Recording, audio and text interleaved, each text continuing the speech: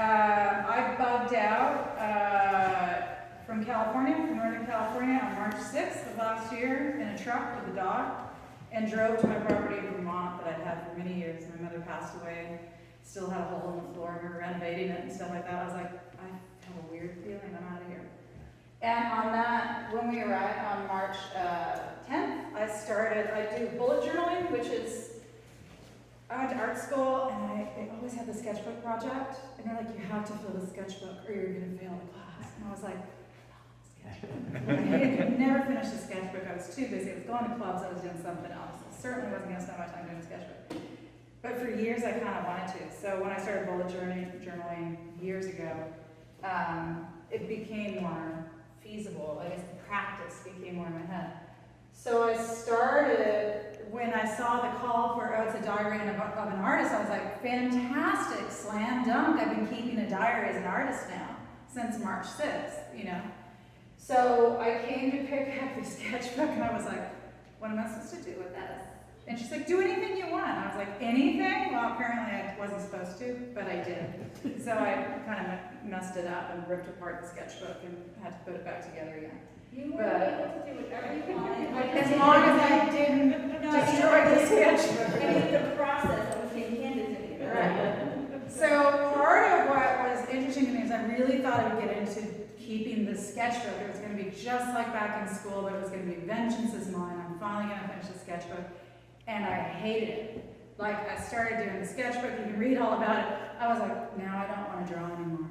I hate drawing. Oh God, this reminds me when I was 15. Oh no, here we go again. Right, so it's like this whole like piece. And I had left California, and that's my art collaborator right there from Work Project. She just drove out from California Thursday. And I had left this beautiful, huge studio. We were doing giant installations of live snakes and rats going through cakes and all this viscera and vanitas paintings that were shot and then destroyed and burning paintings and all this kind of crazy stuff. And I left like this big, like epic happening, and then COVID hit, and I was just like on a farm, growing vegetables, cooking every morning, of which I took meticulous. It was art for breakfast. I posted on Instagram for a year. I made a drawing and I made breakfast every morning. I'd never done that before. So it was quite an experience.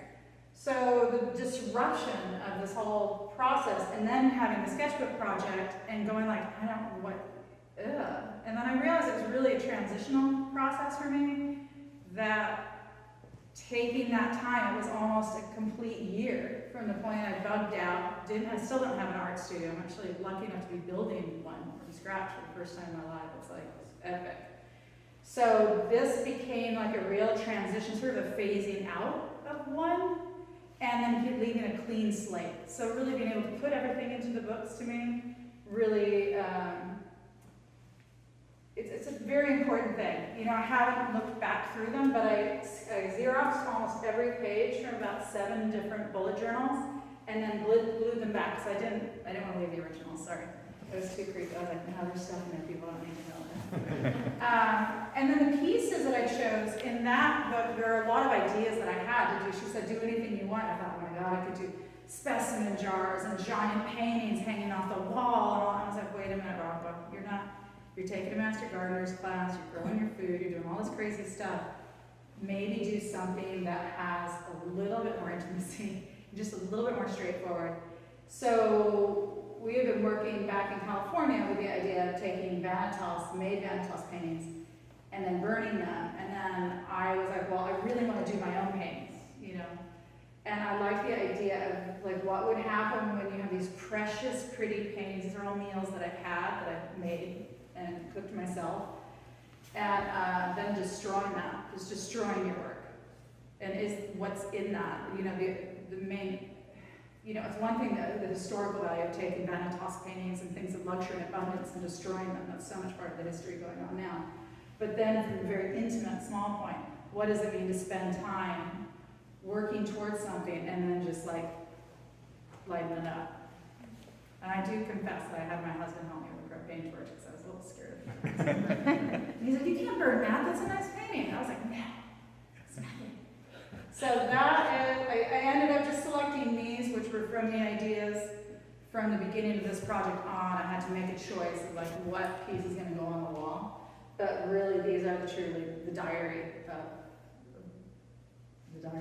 this artist. So, anybody have ideas, thoughts? Can I ask what a bullet journal is? So a bullet journal, it's gonna be easier to Google it, but they almost always use the Lecturnum journal. And the bullet journaling system was invented by some very busy business people that had ADHD and stuff that needed to keep track of everything. So I used to keep different books. I was like, that's my gardening journal, here's my horse journal. That's my sketch journal, this is my contemporary sketch journal. Here's my photography journal, and it was a disaster. So by finding a system where everybody stayed in the same box, then I can reference it. And you index it and the whole 9 yards. I never really quite index it. But this will have my date, my weekly schedule, everything. And all my art ideas, references to where to find the visual imagery if I don't have it in. Yeah, it's kind of, sounds complex, but Is it a technique or a brand? it's a technique. Oh, okay. No, it's not, they do have it now, the guy, writer Carroll, he's written a book about it. You can go on, look it on, but it's a system of going analog, totally old school. Because the Google thing wasn't working for me. So Anna, you haven't always destroyed your work. No, but I'd like The to. reason I ask is because the piece that you gave me last year for fence also was burnt. Yes. And destroyed by the end of this. So Yes. I thought maybe that was something you were moving into or back to and wasn't, Well, I think it was something I was moving into, and I'm still moving into it. And now that Una's here, we have even bigger and grander ideas. She and I had worked remotely. That was the last piece we did. Well, sort of. We worked on some other pieces right before I left. But that was a spin-off on Marie Antoinette. And it was, we had live rats going through cakes, destroyed cakes and wigs, and all these burnt candles and stuff. And then there was a frame in there. We actually burnt the frame. It was in the photograph. And then the photographs were framed in the burnt frame, for real. So this is sort of all these little twists. But I ended up going with the burnt paintings because I didn't have a studio, so I was working these tiny little paintings going like, I'm gonna learn to paint like John Singer Sargent, right? And that's not happening, okay. So I just kept going, and I was like, well, I'll just torch them.